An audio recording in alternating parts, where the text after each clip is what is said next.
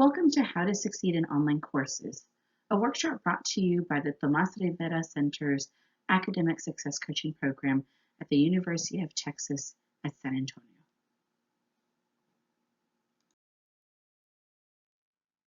These days, online learning is a valid way to deliver course content in higher ed. You may find yourself taking one or more or even all of your courses online. It is important to develop strategies to set ourselves up for success in online courses when it comes to planning and staying on top of our busy semester schedules. If you fall behind in an online course, it can be difficult to catch up. At the very least, it can add to your overall stress.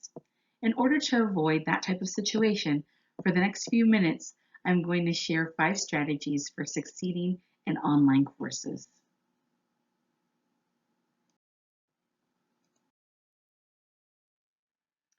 The first tip for success is to treat your online class like a regular class.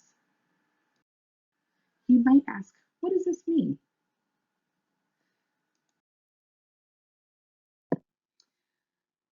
As I mentioned earlier, if you don't do this, chances are higher that you will put this class on the back burner and set yourself up for falling behind. To be successful, it's important to give the same attention to your online classes that you do your face-to-face lecture classes. Think about your online classes as if it were business as usual. Any type of a normal routine that you held prior to taking online courses for any of those in-person courses, go ahead and stick to those. Get up and get ready like you normally would. Fight the urge to stay in your pajamas all day. Part of transitioning to a new method of learning is to stay consistent with your sleep schedule as well. Just because your daily schedule might look a little different doesn't mean that you should change every aspect of any other type of routine that you normally held. You're going to be more successful if you stick to any of those previous routines that you had. And your sleep is one of the most important. Still try to aim for that 7 to 8 hours of sleep.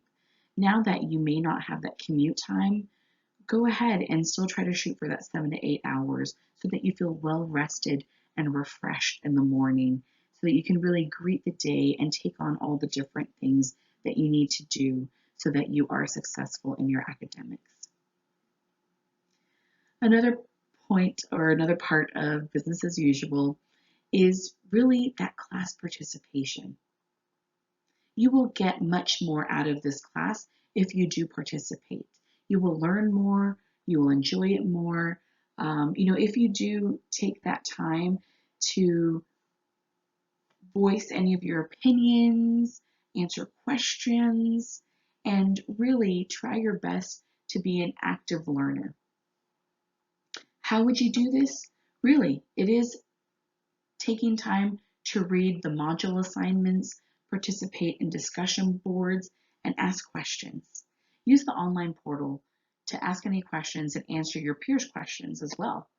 Active participation leads to much more success.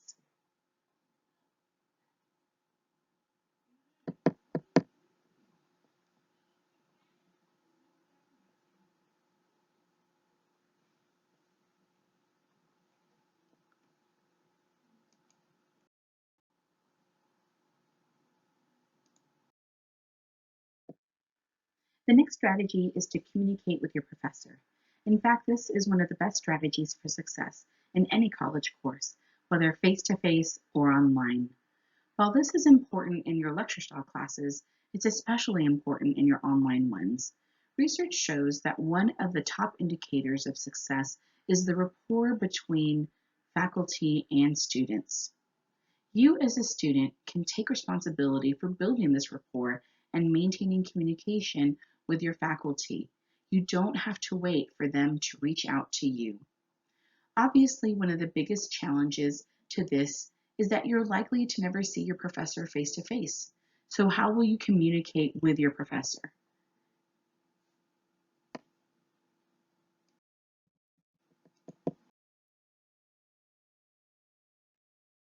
When you think about email etiquette, remember how important it is that you communicate both clearly and respectfully with your faculty. Start with a descriptive subject line. Include the course and section number. Your professor might be teaching more than one section of the course. You should also include a brief phrase about the purpose of your email.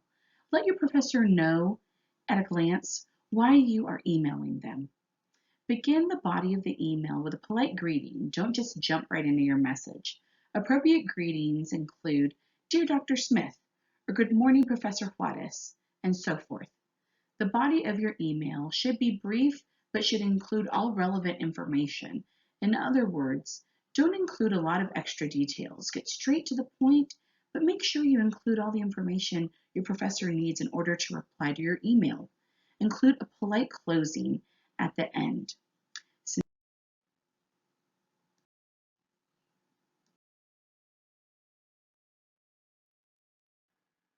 Here's an example of an email sent from a student to a professor. The subject line includes the course and section number, as well as a brief description of what the email is about. Dear Dr. Garcia, this is Victoria Masters. I am in your Poly 1203.001 class. I have a question about the upcoming discussion post due this Friday. Are we to submit our initial post as well as respond to two of our peers by this day, or is that the deadline for just our initial post? Thank you, Victoria Masters at 0123456. Now this email gets our seal of approval. The next email, not so much.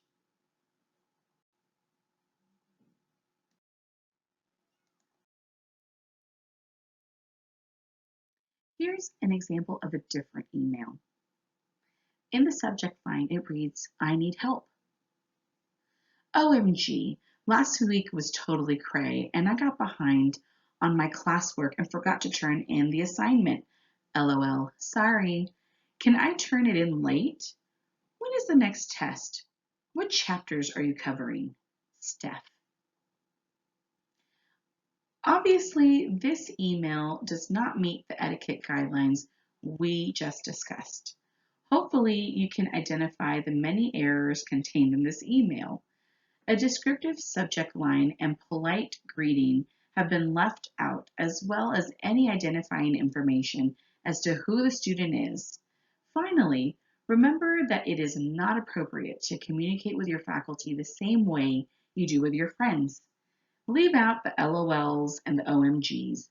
In fact, leave out any acronyms and check your grammar, spelling, and punctuation.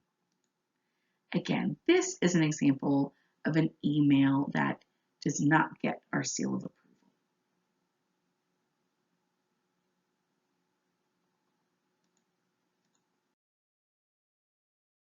The third strategy for success is to plan for the class. Use a planner, weekly schedule, or calendar, and plan when you will read, work on assignments, and study for this class.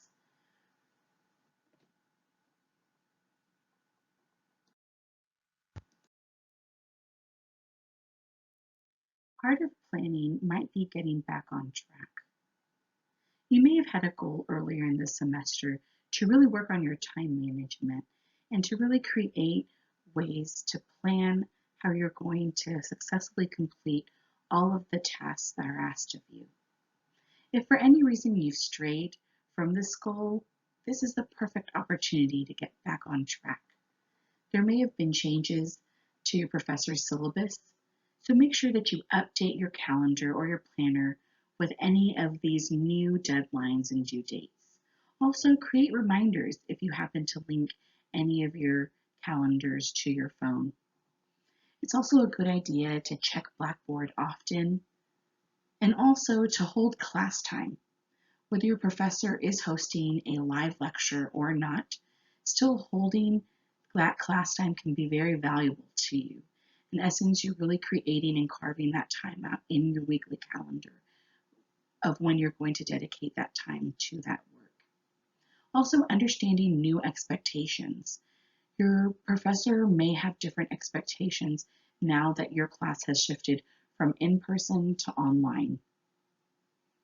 Dedicate time for studying and homework. This is essential. You may find your assignments have changed, or maybe the amount of assignments that you need to submit. Maybe they've increased or there have been some alterations there. So really trying to find time to dedicate to studying and to that homework is essential so that you can really avoid waiting until the last minute and you can really combat that desire to procrastinate.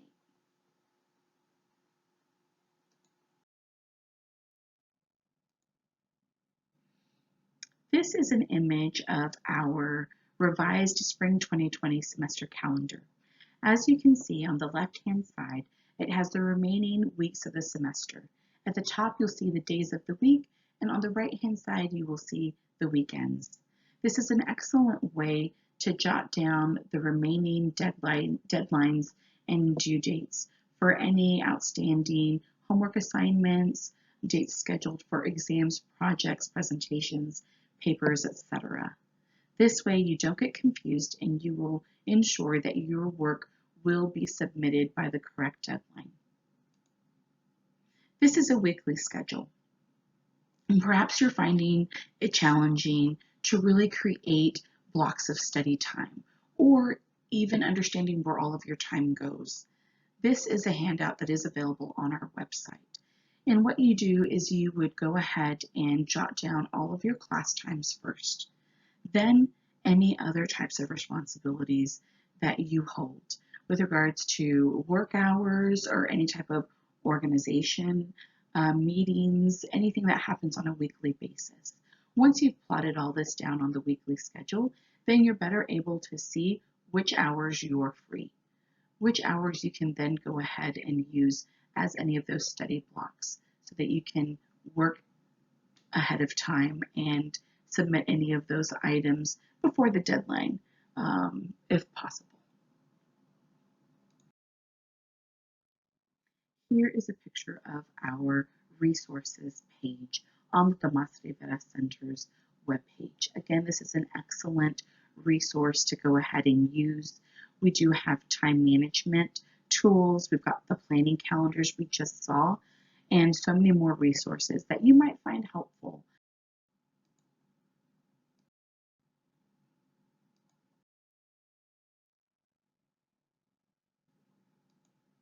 As we said earlier, it is important to use your resources. Here are a few that many of our students regularly use. Understand that for many of these resources, you have already paid for using them in your actual student fees. So it's important, if you've already paid for this resource, why not make the time to go ahead and use it?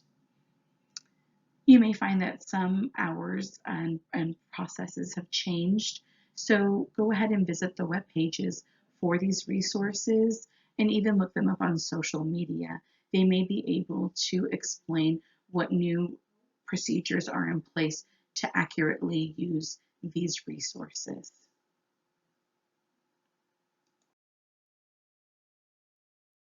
Another strategy for success is to create a study space. Because you're not on campus in class, when learning the material, it can be helpful to create a dedicated space where you can study and work on assignments for this class. This gives you a place to go to when it comes time to study and to leave when you're done. Create a space in your home or somewhere where you feel you can concentrate. This is important when studying for any course, but it is particularly important for your online classes.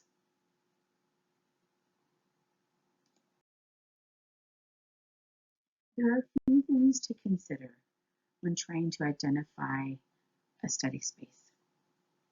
Take a moment to see where creating that space makes sense. Is it a space that you will have access to daily? Or does the space double in essence for another purpose, right? If it's that dining room table, chances are you won't be able to keep your items there every day, all day, if that table is used for, dinners and familial meeting space. So really, again, trying to figure out what space you do have access to and how you can best use it. You want to ensure that you won't be too comfortable wherever you do land. So for example, it's probably best to avoid studying on your bed or laying down while you're trying to read. A lot of students may find themselves drifting off to sleep when they do this. So when you do find a space, ensure that it is comfortable, but not too comfortable. Also gather any supplies that you do need and try to organize them in your space. So whether it's highlighters, pens, pencils, folders, binders, anything like that, go ahead and make sure that you have the supplies that you need at your fingertips so that you don't have to go and track down a highlighter every time you need one while you're reading. Also try to find a way to make it your own. If a space feels good, then you're going to want to be there or maybe not mind being there so often. Take breaks and stretch. So more than likely, after sitting down at a space for too long, you might find your shoulders hurt. Maybe you just kind of need that good stretch. Go ahead and take a break. Stretch out your arms, your legs, grab a drink of water or a snack. But sitting down for extended periods of time, trying to concentrate, can be really challenging, and it's not easily done. So, try to break down the time that you do have to study in shorter intervals and really try to incorporate those breaks so that you can go ahead and have a moment away, collect yourself, maybe, kind of refocus and then jump back into that task. Also, finding ways to minimize distractions. We may not be able to fully eliminate distractions, especially if we are sharing our space with roommates or family members. So really try to find ways that you can minimize those distractions. For example, if you have a live lecture at a certain time each day, communicate to those roommates and family members what time you have that and for how long it takes. And perhaps they can go ahead and avoid your space or not bother you during that time so you can really be fully attentive to that live lecture. Having difficulty concentrating when studying at home can be natural. So in the next slide, we will talk about a strategy that you may want to try that can really help you gain back that focus.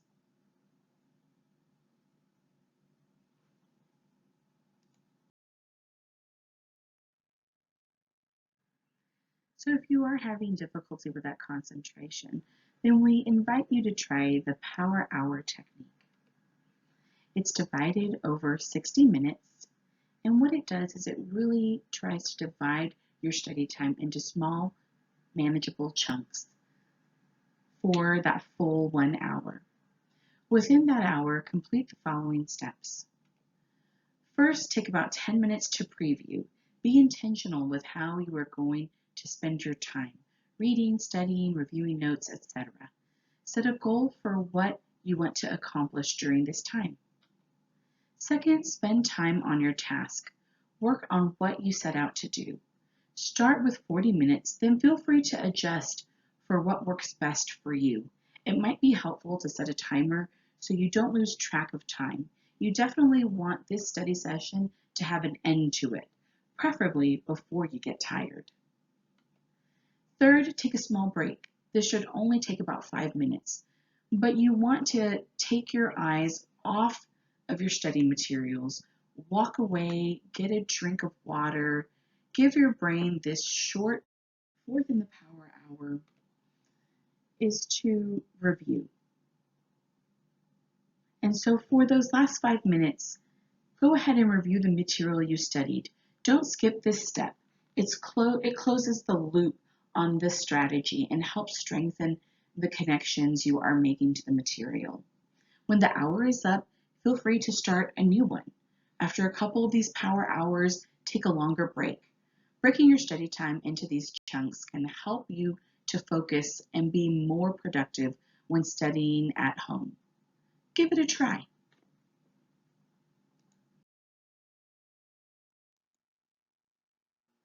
So, Just to go ahead and review, here are the strategies that can really help you in setting yourself up for success in any of those online classes. Number one, to treat your online class like a regular class. Communicate with your professor. Plan for the class. Use your UTSA resources and create a dedicated study space. If you can at least get started with these 5 tips, we know that you will lay out the foundation for your success. So we hope this has been helpful and that you've learned some tips for succeeding in your online courses. Please take a moment to offer your feedback at the QR code or link provided. And for more college success strategies, check out our other videos on our YouTube channel. We really appreciate any feedback that you can provide us. We always want to look for ways to improve our workshops. We want students to get the very best out of each and every one of them.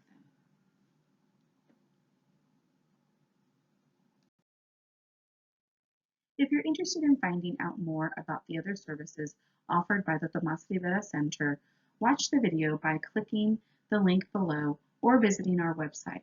Finally, if you have questions or would like to connect with us, feel free to do so.